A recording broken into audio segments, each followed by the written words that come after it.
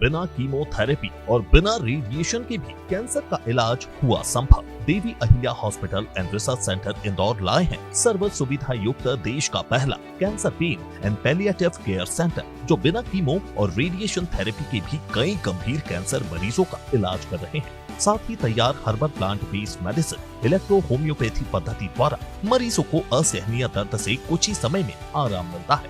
Doctor Ajay Hadiya के मार्गदर्शन से अब तक कई कैंसर मरीज स्वास्थ्य लाभ ले चुके हैं। Devi Ahilya hospital and research centre, Anand Nagar, Chitawan, Nimawar road, Navlakha, Indore. Call 9584040131। नमस्कार, डिजाइन विशेष में आपका स्वागत है। मैं हूं डॉक्टर प्रतीक श्रीवास्तव। आज वर्ल्ड कैंसर डे है, विश्व कैंसर दिवस। ये दुनिया की सबसे खतरनाक बीमारी, जिसमें पूरी दुनिया में लगभग 40 लाख लोग हर साल मारे जाते हैं। अगर मैं भारत की बात करूं तो भारत में हर साल कैंसर से मरने वालों की संख्या 8 लाख के आसपास है। भारत में कैंसर दूसरी ऐसी सबसे बड़ी बीमारी है जिसके कारण सबसे ज़्यादा लोग मारे जाते हैं। हार्ट अटैक पहले नंबर पर है। हर साल भारत में 22 लाख लोग कैंसर के मरीज हैं इस वक्त, और हर साल 11 लाख लोग कैंसर के नए मरीज हमारे सामने आते हैं। 2025 तक यह आंकड़ा करोड़ तक पहुंच जाए तो हमें आश्चर्य नहीं होगा। और अगर मैं पूरे विश्व की बात करूं तो 2025 तक यह भी संभव है कि 1 करोड़ 1.5 करोड़ लोग कैंसर से मारे जाने लगे।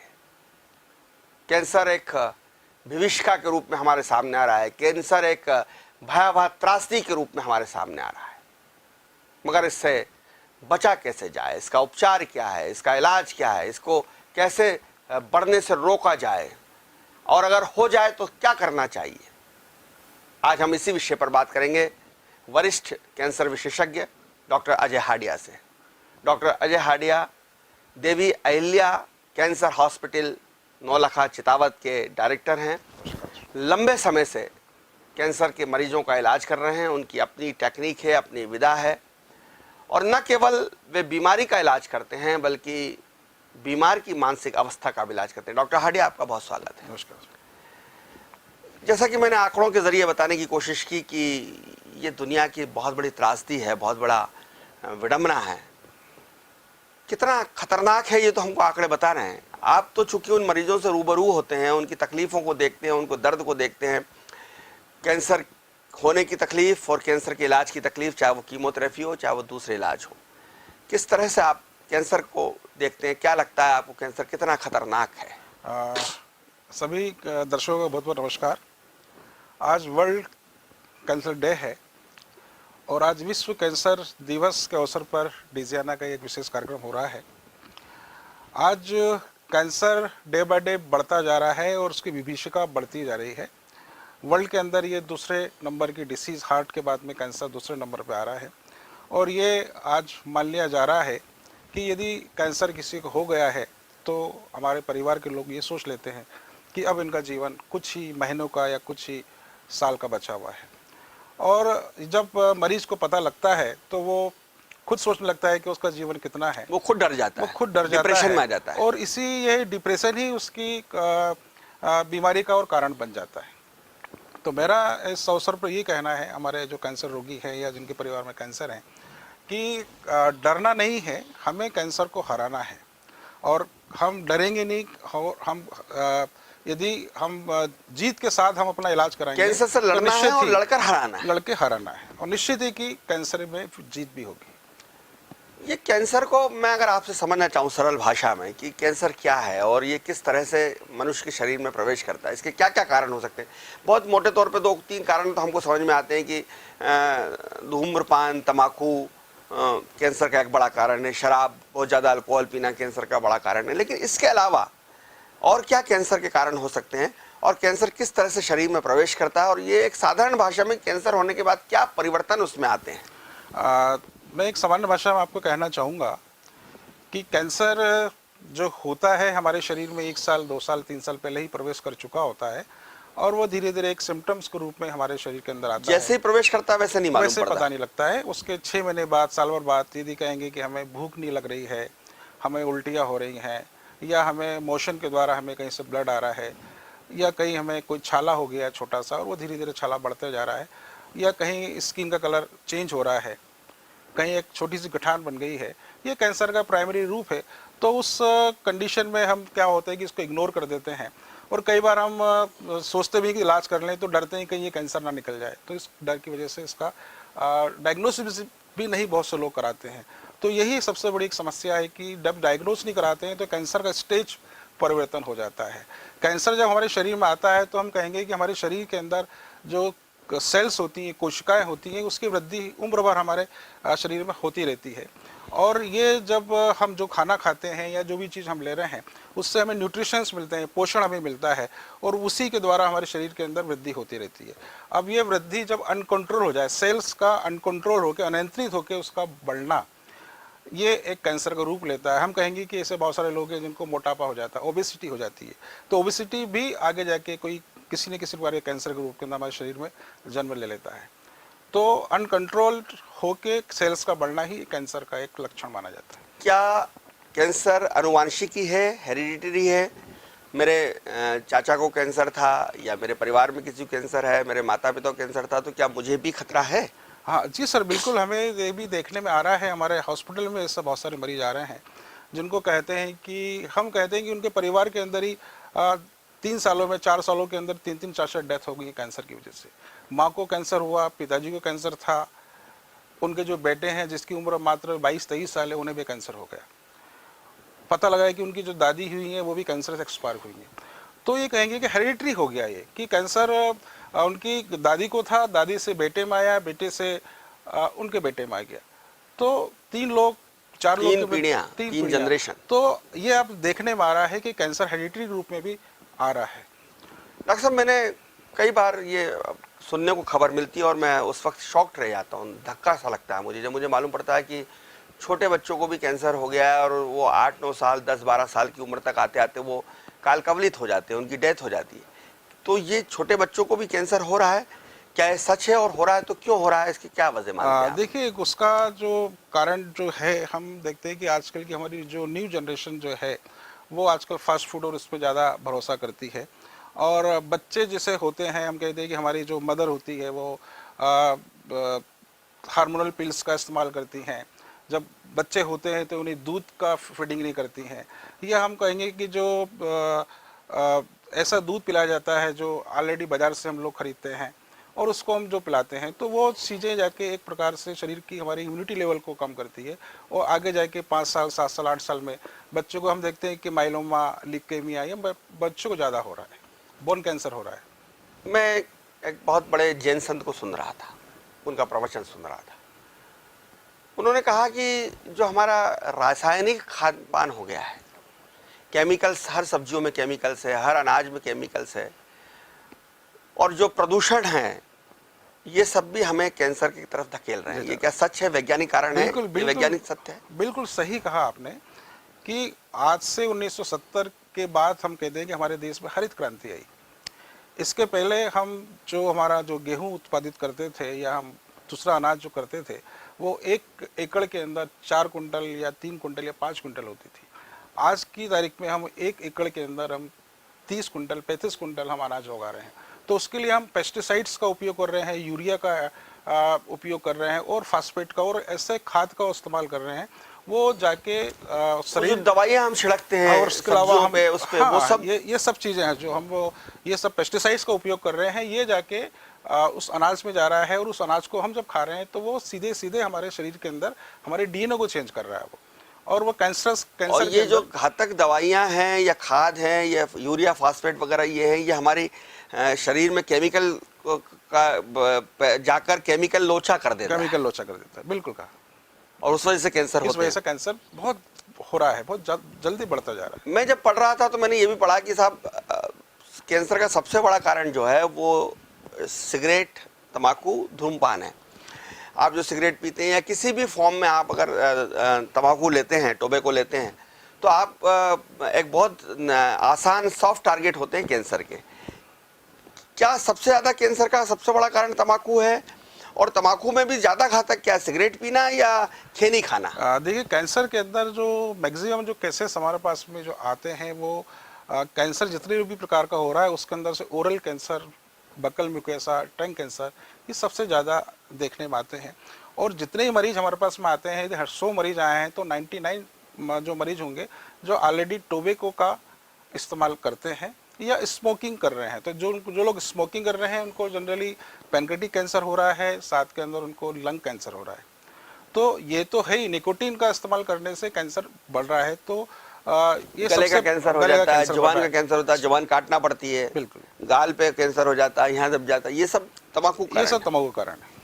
ये तंबाकू सबसे बड़ा फैक्टर है। डॉक्टर साहब, शराब के क्या रोल है इसमें कैंसर में? निश्चित क्या क्या अत्यधिक शराब, मदिरापान कैंसर को बुलावा देना है? बिल्कुल, कैंसर का शराब का इस्तेमाल करने से स्टमक कैंसर हो रहा है, साथ के अंदर कोलोन कैंसर हो रहा है, साथ में पैनक्रेटिक कैंसर हो रहा है, साथ में लीवर कैंसर हो रहा है। हम कहते हैं कि जो लोग ज़्यादा वाइन का इस्तेमाल करते हैं उनका लीवर खराब हो जाता है और वो बाद में जाके लीवर कैंसर के रूप में हो जाता है। तो शराब भी एक, और लीवर कैंसर तो बहुत खतरनाक है, बहुत खतरनाक है। आदमी 2-3 महीने में उसका हिसाब किताब हो जाता है। बिल्कुल।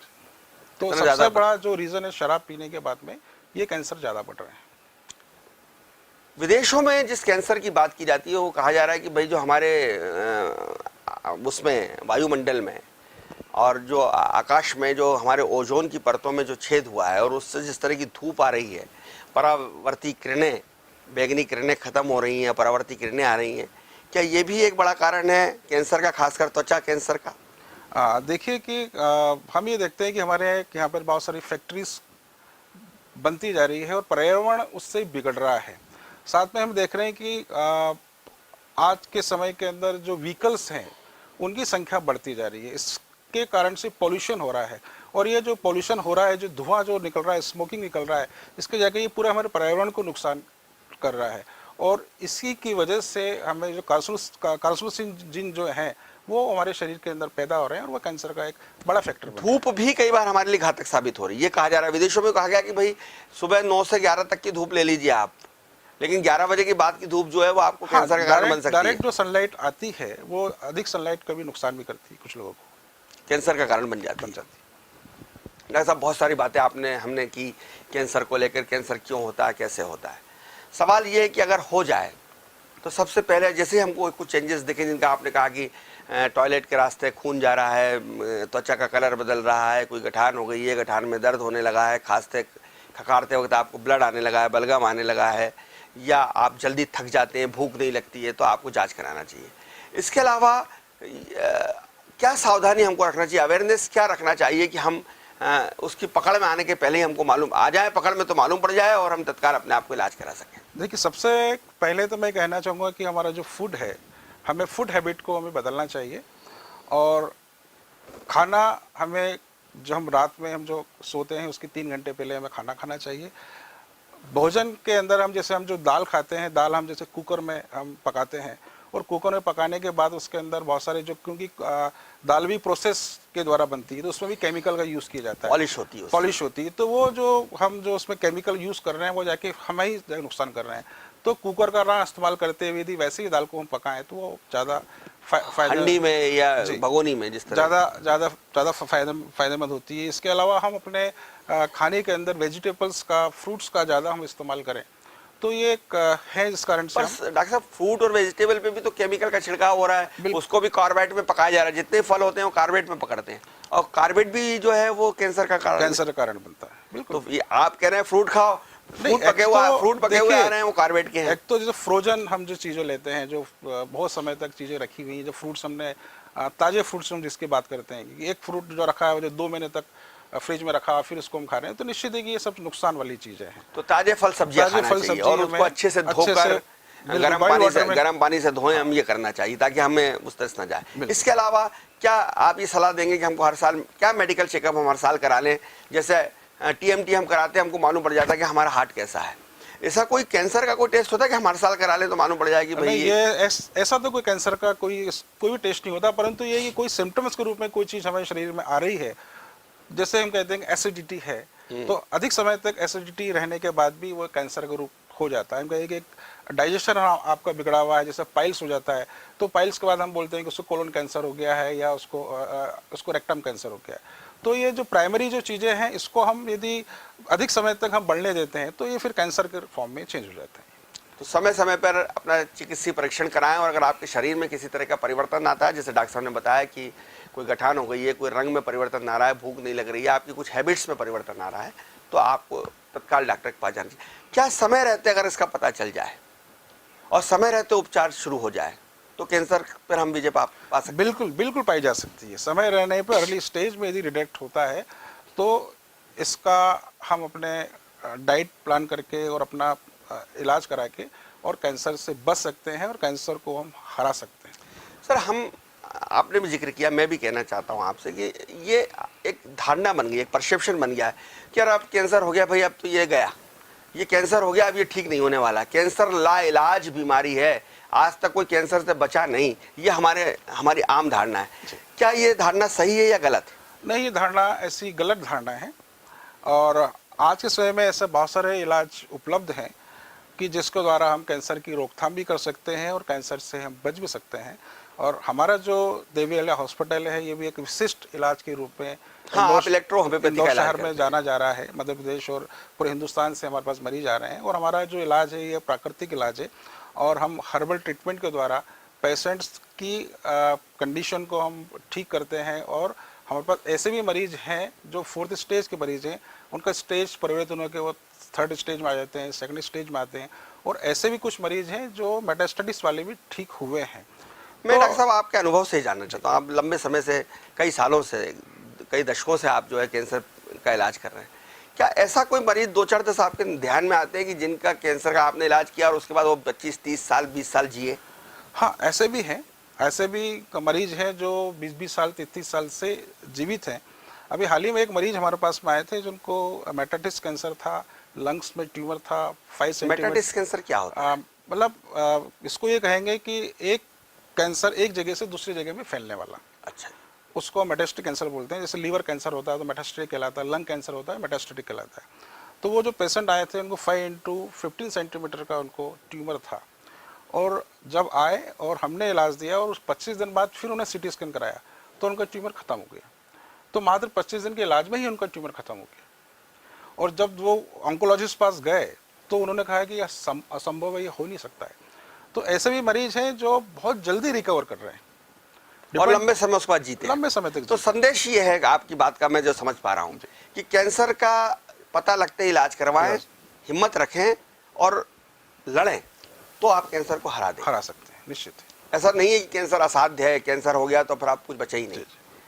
एक पेशेंट मेरे पास में है जिन्हें टाटा मेमोरियल ने कहा गया था कि 1 महीने की लाइफ है। इनको एक्यूट माइलोइड ल्यूकेमिया था और वो मरीज 2 साल से बहुत बढ़िया है, सर्वाइव कर रहे हैं। अभी भी हमारा ट्रीटमेंट ले रहे हैं, वो अंडर ऑब्जर्वेशन, हमारा भी इलाज भी चल रहा है और वो बढ़िया है। तो जिसको 1 महीने कहा था कि 1 महीने बाद थी उनकी लाइफ है, 2 साल से वो बढ़िया है। तो वैसे कहते हैं मरना मारना और जिलाना भगवान के हाथ में, लेकिन डॉक्टर अजय हाडिया जो है अपने इलेक्ट्रो होम्योपैथी उपचार से कई बार, अगर बड़ा अस्पताल देश का कह दे कि 1 महीना और अगर आप उसको 2 साल निकाल दें तो कई बार ऐसा लगता है कि ईश्वर माध्यम ढूंढता है। ये जो इलेक्ट्रो होम्योपैथी का आपने जिक्र किया, ये क्या है? ये कौन सी पैथी है? ये एक हर्बल ट्रीटमेंट है। Actually Italian based system of medicine है और ये 100% प्लांट बेस्ड मेडिसिन है। और इसका जो प्लांट्स होता है, इसका जो सनरेज की उपस्थिति में जो फूड प्लांट्स लेते हैं अपनी लाइफ के अंदर, उसको हम कोएबेशन मेथड से उसका फर्मेंटेशन करके उसका हम एक्सट्रैक्ट निकालते हैं। और उस एक्सट्रैक्ट को हम इतना फिल्टर करते हैं, प्यूरिफाई करते हैं कि उसके से अल्कलॉइड्स और केमिकल निकाल देते हैं और उसमें केवल एनर्जी होती है। और उस मेडिसिन को हम देते हैं। तो हमारी ये मेडिसिन है, ये ब्लड और लिम्फ को प्यूरिफाई करती है। और कैंसर होने का मुख्य रीज़न लिम्फ की ग्लैंड्स, लिम्फ के अंदर विटेशन होना, और लिम्फ कहीं ना कहीं जाके वो एक सिस्ट के रूप में, एक ट्यूमर के रूप में आ जाता है। तो हमारी मेडिसिन उस लिम्फ को प्यूरिफाई करती है और कैंसर को ठीक करती है। डॉक्टर साहब, ये कहते हैं कि भाई कैंसर जो हो जाता है तो जो कैंसर से ज़्यादा खतरनाक उसका इलाज है, पीड़ादायक है, तकलीफदायक है। खासतौर पे जब कीमोथेरेपी दी जाती है या वो रेडिएशन दिया जाता है तो मरीज को बहुत दर्द होता है, उसके बाल झड़ जाते हैं, उसकी कमजोरी आ जाती है, उसकी भूख मर जाती है, उसको चिड़चिड़ाहट बढ़ जाती है। आप क्या समझते हैं, आपकी क्या ओपिनियन, ये सब कीमोथेरेपी और रेडिएशन कराना चाहिए या नहीं कराना? देखिए, चूँकि देखिए कि फर्स्ट टाइम जब पेशेंट जब डायग्नोस होता है तो बड़े कैंसर हॉस्पिटल में ही इसको डायग्नोस होता है और वो वहाँ फर्स्ट प्रायोरिटी ये होती है कि वो एलोपैथी में जाते हैं, सर्जरी कराते हैं, कीमोथेरेपी कराते हैं। मेरा ये मानना है कि सर्जरी कीमोथेरेपी फिर भी एक प्रकार तक तो ठीक है, परंतु उसके बाद में जो रेडिएशन जो करते हैं, रेडिएशन के बाद में वहाँ के जो लिम्फ नोड्स हैं, वहाँ के जो आसपास की जो ग्लैंड्स हैं वो जो जल जाती हैं, उसके बाद में जो नेक्रोसिस होता है वो सबसे ज़्यादा खतरनाक होता है। हमारे पास ऐसे बहुत सारे मरीज आते हैं जो रेडिएशन करा के आते हैं और वहाँ से नेक्रोसिस होता है, ब्लड वहाँ से चालू हो जाता है, पस फॉर्मेशन होता है और पेशेंट बहुत तकलीफ में होता है। तो ये कहेंगे कि उसकी यदि वो रेडिएशन ना कराता तो वो कम तकलीफ के अंदर अपनी लाइफ को आगे लेके जाता, परंतु रेडिएशन करने के बाद में उसकी परेशानियां और बढ़ जाती हैं। तो रेडिएशन बहुत ज़्यादा खतरनाक है। कीमोथेरेपी तो खतरनाक है ही, परंतु उससे ज़्यादा खतरनाक रेडिएशन है। मुझे ये भी सुनने में आया था, मैंने किसी को सुन रहा था, तो उन्होंने कहा कि एक बड़े आयुर्वेदाचार्य थे वो, उन्होंने कहा कि जैसे ही कैंसर में नाइफ लगता है, चाकू लगता है और ब्लड बाहर आता है तो कैंसर कम होने के बजाय फैल जाता है। ये धारणा किस तरह से आप? बिल्कुल सही कहा। देखिए हमारा भी कॉन्सेप्ट यही है, हम भी ये कहते हैं कि जब डायग्नोसिस हम जब करने जाते हैं तो सीटी स्कैन और एमआरआई के अंदर में पता लग जाता है कि कैंसरस है, नेक्रोटिक उसमें है, मेटास्टेटिस है, और परंतु हमारे डॉक्टर बोलते हैं कि आपको बायोप्सी करना है। और जैसे ही हम उसको बायोप्सी करते हैं, उसको छेड़ते हैं, तो वो छोटा सा अल्सर, छोटा सा जो घाव होता है, छोटा सा छाला होता है, वो फिर दिन दूनी रात चौगनी वृद्धि करना स्टार्ट करता है और वो बीमारी को और बढ़ा देता है। तो इसलिए हमारे डॉक्टर बोलते हैं कि आपको 2 दिन 4 दिन के अंदर सर्जरी करना है, फिर कीमोथेरेपी करना है, फिर रेडिएशन करना है। मतलब 6 महीने का पूरा इलाज होता है। वो जो तकलीफ भरा मैं हो उस जाता है। बहस में नहीं जा रहा, इलेक्ट्रो होम्योपैथी और उसकी बहस में नहीं जा रहा हूँ डॉक्टरों के में, लेकिन उन डॉक्टरों का ये कहना है, सर्जन्स का ये कहना है, कैंसर सर्जन्स का कहना है कि भाई आपने वो गंदगी, वो विषाणु, वो काट के जब शरीर से बाहर ही कर दिया तो आप सेफ हो गए। उनका तर्क ये, आप कितना सहमत है इस बात से? एक बार जब कैंसर हमारे शरीर में आ गया है तो पूरे शरीर के अंदर फैल चुका होता है। हम उसको काट देते हैं, परंतु वो 2 महीने, 4 महीने, 6 महीने बाद फिर रिकरेंस होता है, और जब रिकरेंस होता है तो ना तो उसकी सर्जरी की जा सकती है। ऐसे भी पेशेंट हमारे पास आते हैं जो 5 सर्जरी करा चुके होते हैं, फिर भी कैंसर बढ़ ही रहा है। तो मरीज तो बोल रहा है कि सर्जरी करने से इसको तो और तकलीफ बढ़ हो रही है। तो सर्जरी तो कैंसर का इलाज ही नहीं है, उससे कैंसर और बढ़ता है। जी डॉक्टर साहब, कैंसर अपने आप में बड़ी बीमारी है, हम लगातार बात कर रहे हैं, आपने बहुत सारी चीज़ें बताई हैं। लोग इससे दुनिया में सबसे ज़्यादा इसी से मर रहे हैं, सेकंड नंबर पर है ये, भारत में भी सेकंड नंबर पर है। लेकिन मुझे जो लगता है कि कैंसर तो खतरनाक है ही, लेकिन कैंसर का इलाज भी बहुत महंगा है, बहुत लंबे समय तक चलने वाला इलाज है, असाध्य इलाज है, जिसमें पैसा भी खर्च होता है, समय भी खर्च होता है, धैर्य की परीक्षा भी होती है। और कहीं ना कहीं जो अपन ने बात की, आपने भी की, मैंने भी की, कि वो आदमी को लगता है कि अब हो गया, पता नहीं मैं बचूंगा कि नहीं बचूंगा, तो जो उसमें एक डिप्रेशन आता है, उसके दिमाग के ऊपर जो उसका असर पड़ता है, उसके लिए क्या आप करते हैं? देखिए पेशेंट की काउंसलिंग ही बहुत सबसे बड़ा महत्वपूर्ण होती है।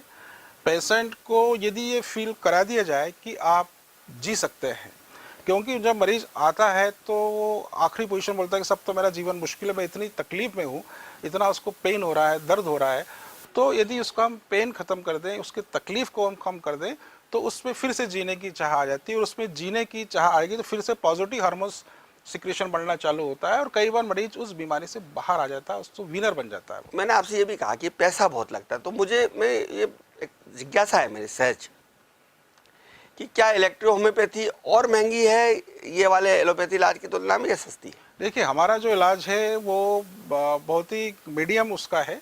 हम कहते हैं कि हमारे अस्पताल के अंदर हम 5 से 7 दिन मरीज को एडमिट करते हैं, और जनरली 5 से 7 दिन हम जब मरीज को भर्ती रखते हैं तो किसी भी अस्पताल में इलाज कराएंगे तो 50-60 हज़ार रुपये इलाज खर्चा होता है। तो उतना ही खर्चा हमारे यहाँ 5 से 7 दिन का आता है।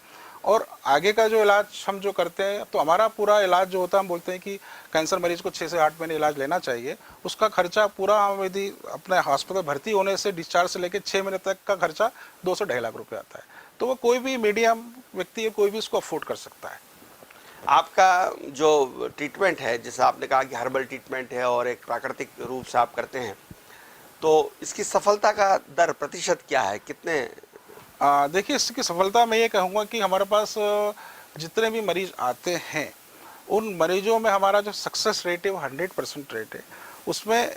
क्योंकि जब मरीज आ रहा है तो वो मैक्सिमम जो मरीज होते हैं अपना एलोपैथी इलाज ले चुके होते हैं, वो तकलीफ में आते हैं, तो हम उन 7 दिनों के अंदर पेशेंट की 50 to 70-80% तक तकलीफों को हम आप ये कहना चाह रहे हैं कि अगर जैसे उसको मालूम पड़े कैंसर, वो सीधे आपके पास आ जाए तो क्या होगा?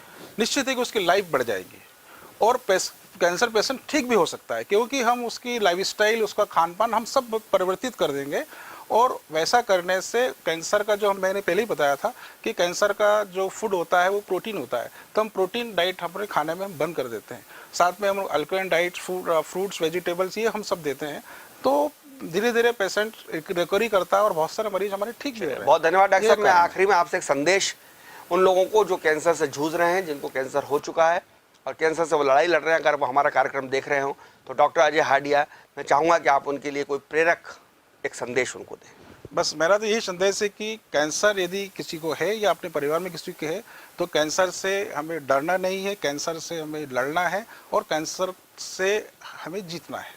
यही मेरा संदेश है। बहुत धन्यवाद डॉक्टर अजय हाडिया। आप सुन रहे थे डॉक्टर अजय हाडिया को, जो देवी अहिल्या कैंसर अस्पताल के डायरेक्टर थे। उन्होंने बहुत ही संजीदगी के साथ, विस्तार के साथ ये बताया है कि कैंसर क्यों होता है, कैसे होता है, कैंसर कैसे काम करता है और इसका क्या उपचार हो सकता है। और सबसे बड़ी बात ये कि जैसा कि वो कह रहे हैं कि कैंसर से डरिए मत, घबराइए मत, उसके साथ संघर्ष करिए, उसके साथ एक युद्ध लड़िए और युद्ध में विजय आपकी, निश्चित रूप से विजय आपकी होगी। यदि आपका मनोबल ऊंचा है, मनोबल बड़ा है, तो जीतेंगे भी आप। लेकिन ये सही है कि कैंसर एक बहुत ही घातक बीमारी के रूप में पूरी दुनिया को अपनी चपेट में ले रहा है।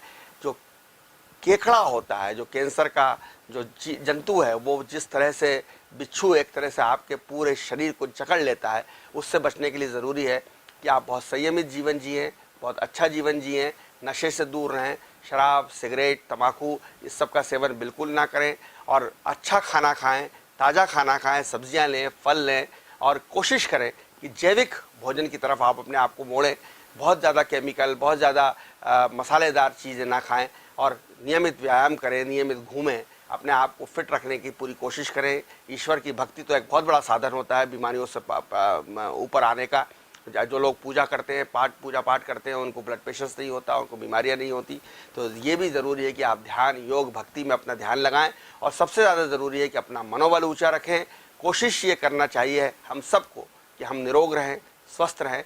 जब व्यक्ति निरोग रहेगा, स्वस्थ रहेगा, तो देश भी स्वस्थ रहेगा। देखते रहिए डिजाइनर न्यूज़। खबरों का सिलसिला जारी रहेगा। नमस्कार। बिना कीमोथेरेपी और बिना रेडिएशन के भी कैंसर का इलाज हुआ संभव। Devi Ahilya hospital and research centre Indore लाए हैं सर्व सुविधा युक्त देश का पहला cancer pain and palliative care centre, जो बिना कीमो और रेडिएशन थेरेपी के भी कई गंभीर कैंसर मरीजों का इलाज कर रहे हैं। साथ ही तैयार herbal plant based medicine, electro homeopathy पद्धति द्वारा मरीजों को असहनीय दर्द से कुछ ही समय में आराम मिलता है। डॉक्टर अजय हाडिया के मार्गदर्शन से अब तक कई कैंसर मरीज स्वास्थ्य लाभ ले चुके हैं। Devi Ahilya hospital and research centre, Anand Nagar, Chitawan, Nimawar road, Navlakha, Indore. Call 9584040131। आशाहीन कैंसर रोगियों के लिए आशा की एक नई किरण, देवी अहिल्या कैंसर हॉस्पिटल इंदौर, जहां संभव है कैंसर का इलाज बिना कीमो, बिना रेडिएशन। दर्द से तड़पते कैंसर मरीजों को इलेक्ट्रो होम्योपैथी हर्बल मेडिसिन द्वारा अब तुरंत राहत। Devi Ahilya cancer hospital Indore. Call 9584040131।